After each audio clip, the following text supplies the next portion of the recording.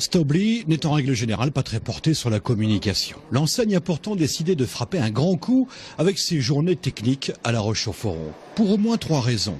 La première est de rappeler, dans cette période où le Made in France est sous le feu des projecteurs, que Stobli a des racines suisses, c'est clair, près de Zurich, mais que l'unité de production robotique est implantée à Faverges depuis 1909, une unité qui emploie 1200 personnes, y compris dans le secteur de la recherche et développement.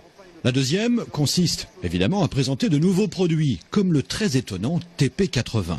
C'est une des nouveautés, mais effectivement il s'agit d'un nouveau robot complètement conçu, fabriqué sur le site de Faverges, qui est un robot dédié pour les applications de packaging haute vitesse.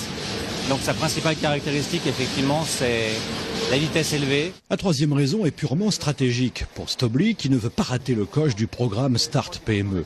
Ce programme mis en place par l'État vise à favoriser le développement de la robotique dans un pays, la France, qui a pris plusieurs longueurs de retard sur la plupart des autres pays du monde dans ce domaine.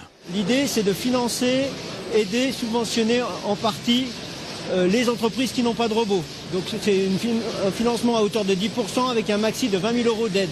Elle est financée donc par l'État et en partie par les roboticiens. Quant à ceux qui considèrent que robotiser un pays revient à détruire ses emplois, le constructeur au Savoyard oppose de puissants arguments.